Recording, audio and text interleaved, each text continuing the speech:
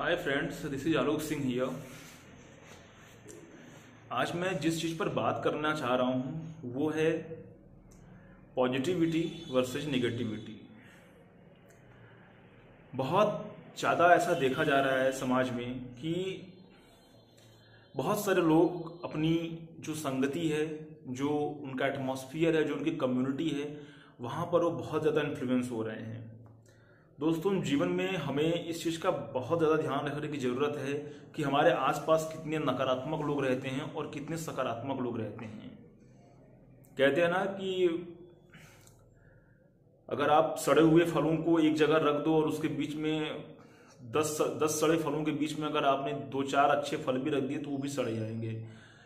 तो इसी तरह से आपको अपनी संगति पर विशेष ध्यान देने की ज़रूरत है। जो आपकी कम्युनिटी है वो बहुत अच्छी होनी चाहिए, और स्पेशली जो नेगेटिव टाइप के लोग हैं, जो नकारात्मक प्रवृत्ति के लोग हैं, जो लोग सिर्फ आपको डिमोटिवेट करने के अलावा, आपका मनोबल गिराने के अलावा, केवल आपकी आलोचना करने के अलावा और कुछ नहीं करते, कोशिश करें ऐसे लोगों से दूर रहें।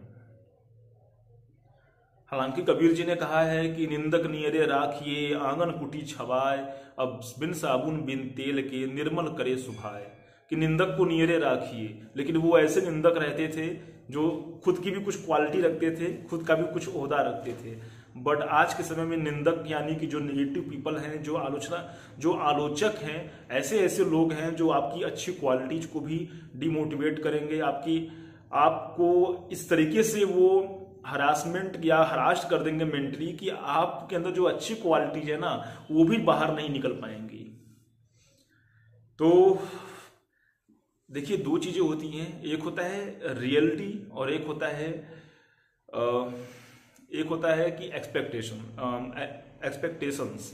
ठीक है, कुछ चीजें ऐसी होती हैं जो रियलिटी में हमारे साथ होती हैं, हम खुद भी उसको जानते हैं। जैसे सपोज दैट अगर हम मोटे हैं तो हमें पता है कि हाँ यार हम मोटे हैं, और सामने वाला अगर ये कह रहा है कि यार तुम मोटे हो, तो हमें उस चीज पर हराश होने की जरूरत नहीं। मुझे पता है कि हाँ यार यस आई एम दैट, तो मैं उस पर काम करूंगा, मैं उस पर मेहनत करूंगा। अगर मैं काला हूं तो यार सामने वाला कह रहा है कि यार तुम काले हो, तो उस पर मुझे हराश फील नहीं होना चाहिए। ठीक है, मैं उस पर जो भी काम कर सकता हूँ, जो भी वर्कआउट कर सकता हूँ, मैं उसको सुधारने की कोशिश करूंगा।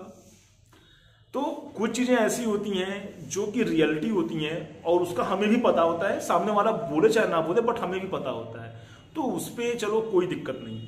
बट कुछ चीजें ऐसी होती हैं जो सामने वाला सिर्फ जजमेंट के आधार पे, अपने एक्सपेक्टेशंस के आधार पे वो आपके ऊपर कमेंट करता है, जिनको हम आलोचना कहते हैं। फिर वो आपकी ऐसी आलोचना या आपके ऊपर ऐसे नकारात्मक मनोवृत्ति का असर डाल देता है कि आप जो एक अच्छे पोटेंशियल के साथ खुद पे काम कर सकते थे, आपका ध्यान उन सब चीजों से भी हट जाता है और उसकी नकारात्मक प्रवृत्ति आपको बुरी तरह से प्रभावित करती है।